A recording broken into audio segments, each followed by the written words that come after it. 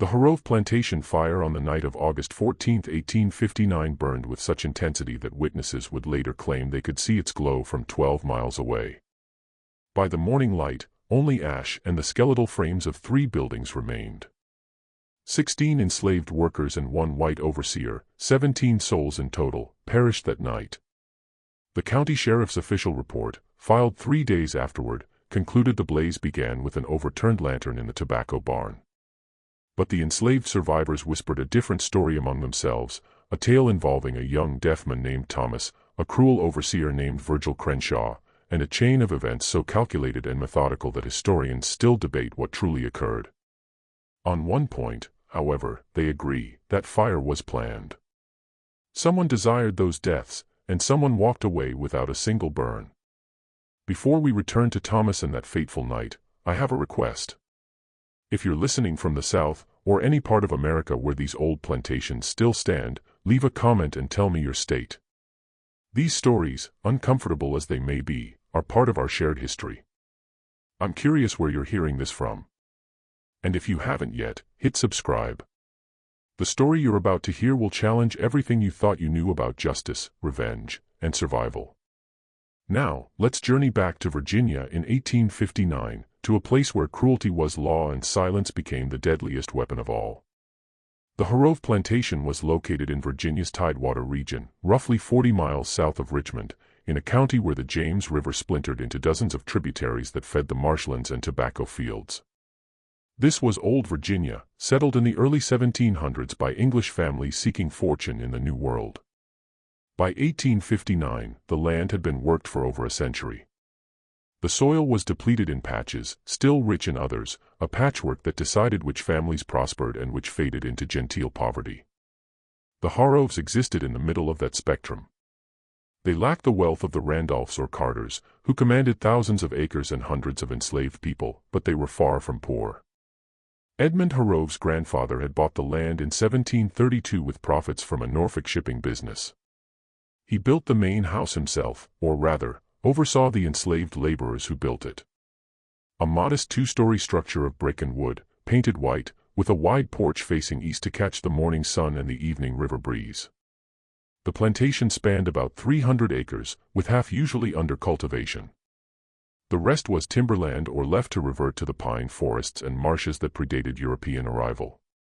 Tobacco was the main crop, supplemented by smaller plots of corn, wheat, and vegetables near the slave quarters. An apple and peach orchard stood behind the main house, alongside a small, struggling vineyard, Edmund's father's optimistic project that yielded only sour, thin-skinned grapes.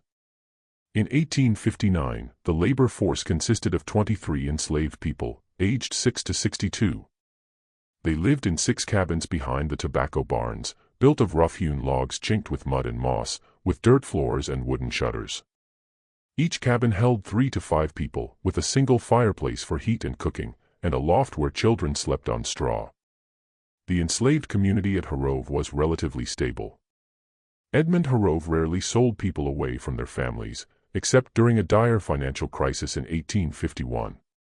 The memory of that sale, the mother's wails, the 3 young men chained and led down the Richmond Road, still haunted the quarters, a stark reminder that their lives were not their own. Yet, for the most part, life followed a predictable, hard rhythm. Tobacco demanded constant care, but it was no harder than on neighboring plantations. Rations were adequate though monotonous: cornmeal, salt pork, molasses, and garden vegetables. Clothing allowances came twice a year. Edmund Harrove, a widower in his late 50s, spent most of his time at his Richmond townhouse, visiting the plantation monthly to review accounts. He viewed slavery as an economic system, a necessary evil. He treated the enslaved as he did his horses and tools, valuable property to be maintained. Day-to-day management fell to the overseer.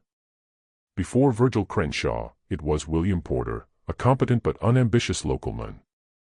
With tobacco yields declining, Harrove grew frustrated and dismissed him. In the spring of 1857, on a neighboring planter's indirect recommendation, he hired Crenshaw.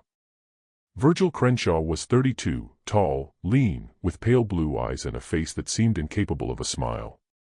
Born in North Carolina, he had worked his way up from field hand to overseer, never staying anywhere more than 2 years. A pattern of destruction followed him, and his reputation for cruelty traveled through the enslaved community's hidden networks, of men who enjoyed power, who saw people as animals to be broken. Upon arriving at Harrove, Crenshaw spent a week observing. He noted who worked hard, who had influence, who had family ties. His system of control was built on fear, manipulation, and strategic violence. He called a meeting his first Sunday, his calm voice carrying a threatening edge. He laid down his simple rules: work hard, work fast, 'cause no trouble. Disobedience would be met with regret. The community knew what was coming. Within 6 months, Crenshaw had transformed the plantation. He reorganized workers into gangs with strict quotas and punishments for failure, reduced rations, extra work, confinement in a windowless shed. For more serious infractions, the punishments were severe, but he was careful not to permanently damage valuable labor. His true genius lay in psychological manipulation. He identified vulnerabilities and exploited them with precision, pitting people against each other, sowing jealousy with small privileges, and punishing groups for individual acts. Suspicion and mistrust festered. Tobacco yield soared by 30% in 1858. Edmund Harrove was pleased, giving Crenshaw a bonus without asking about his methods. But one person eluded Crenshaw's tactics: Thomas, who watched him with a patient, calculating gaze that showed neither fear nor defiance. Thomas was born on the plantation in 1841 to Ruth, the main house cook. His father was unknown, a dangerous subject in the world of slavery. Ruth loved him fiercely. Thomas had been deaf from birth, likely due to a fever Ruth suffered while pregnant. As a child, he and Ruth developed their own sign language. He learned to read lips with remarkable accuracy and, because he couldn't hear field orders, was assigned work near the main buildings, the barns, sheds, carpentry shop, and forge. This granted him unusual independence and proximity to conversations white people held freely around him, assuming he couldn't understand. They were wrong. Thomas was still, observant, and he learned secrets. By 1859, Thomas was 18, lean, strong, and intelligent, with a watchful patience. Crenshaw tried to break him with impossible tasks, withheld rations, and threats to sell Ruth. Thomas endured it all without complaint, his silent gaze unnerving Crenshaw in a way defiance never could. The turning point came on a scorching Tuesday in late July. Thomas was hanging tobacco in the barn when Crenshaw entered with Sarah, a 19-year-old, 7 months pregnant woman married to a field hand named Daniel. Thomas, hidden on a ladder, watched as Crenshaw cornered her, his intent clear. Seeing Sarah's fear, Thomas climbed down and tapped Crenshaw's shoulder, pretending to need help with the tobacco. The distraction allowed Sarah to escape. Crenshaw, furious, leaned close and promised Thomas would regret his intervention for the rest of his short life. That night, a grateful but guilt-ridden Sarah thanked Thomas in Ruth's cabin. Thomas knew retribution was coming. Crenshaw's persecution began the next day. Thomas was ordered to clean the foul, dangerous well, then repair the barn's scorching hot roof, then haul heavy grain sacks. Through it all, Crenshaw watched, waiting for him to break. Thomas never did. Crenshaw then cut his rations in half on false charges of theft. Thomas refused his mother's shared food, fearing she'd be punished. He grew gaunt but endured. The community watched with sympathy and fear. Sarah was consumed with guilt, her husband Daniel was furious but powerless, her father Jacob, the blacksmith, advised survival through patience. 3 weeks after the barn incident, Crenshaw scheduled a public whipping for Thomas on fabricated charges of insubordination. Ruth begged Edmund Harrove to intervene, but he refused. However, on Saturday morning, Crenshaw awoke violently ill with a fever. Ruth had slipped a small, non-lethal dose of ipecac root into his coffee, buying time. The whipping was postponed. The atmosphere grew more oppressive. Crenshaw increased surveillance, and Thomas changed. Ruth saw a new cold calculation in her son's eyes. One August evening, she found him staring at the overseer's cottage and asked what he was thinking. Fire, he signed. He explained Crenshaw would never stop. Ruth couldn't deny it. Thomas began to plan. Crenshaw had to die, but it had to look like an accident. Fire was the answer, common and untraceable. The challenge was luring Crenshaw into the barn at the right time and ensuring the fire spread quickly. He knew the risks to others and resolved to act late at night to allow escape. Unknown to Thomas, others were also contemplating fire. Marcus, a field hand who hated Crenshaw, had noticed Thomas's focus on the barn and decided to wait. Hannah, a kitchen worker who felt shame for not helping Sarah, had also been considering fire as a weapon. On the evening of August 13th, Thomas saw his chance. Crenshaw had been drinking heavily. After the plantation fell quiet under a near full moon, Thomas entered the tobacco barn. He built a slow-starting fire in a cluttered storage area using oil-soaked rags, straw, and wood, then placed and tipped a lit lantern nearby. It would take 20 to 30 minutes to ignite. He then went to Crenshaw's cottage and threw stones at the window until a drunken, armed Crenshaw emerged. Thomas feigned panic, gesturing urgently toward the barn. Suspicious but responsible, Crenshaw followed. Inside the barn, seeing nothing amiss, Crenshaw demanded an explanation. Thomas backed out, dropped the securing beam across the door, and walked away. Trapped, Crenshaw soon smelled smoke and saw flames. He fought the fire and threw himself against the door, but it held.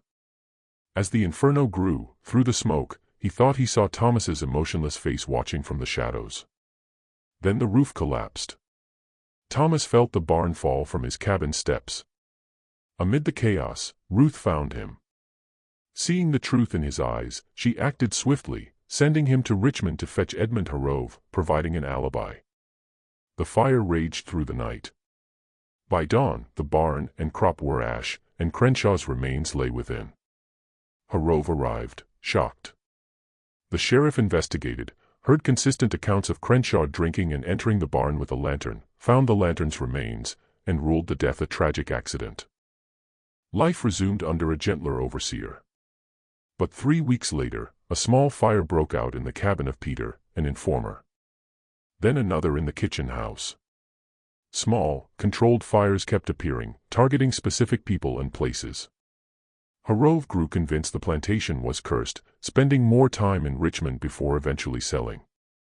The property changed hands multiple times, plagued by an atmosphere of fear. The enslaved community understood. Thomas hadn't started a rebellion, he had planted an idea. Others like Marcus and Hannah were now using fire as a tool of resistance, a message that they were not powerless. Edmund Harrove sold the plantation before the Civil War. By war's end, the main house had also burned mysteriously, and the land was abandoned and sold off. Thomas lived to see emancipation. He moved north to Philadelphia, married a deaf woman named Clara, raised a family, and worked as a carpenter. He carried his secret to his grave in 1903.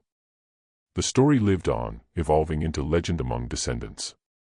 The plantation site now holds only a buried stone foundation and a forgotten grave. Locals sometimes claim they still smell smoke on the wind and hear faint pounding against a door. This mystery reminds us history is rarely simple. The lines between victim and perpetrator, justice and revenge, are often blurred. Thomas, denied every form of justice, took matters into his own hands. Was he justified? Did he cross a moral line? These questions linger without easy answers. What do you think? Was Thomas's action justified, or did it cross an unforgivable line? Share your thoughts below. If you want more dark historical mysteries, subscribe, hit the notification bell, and share this story. See you in the next one.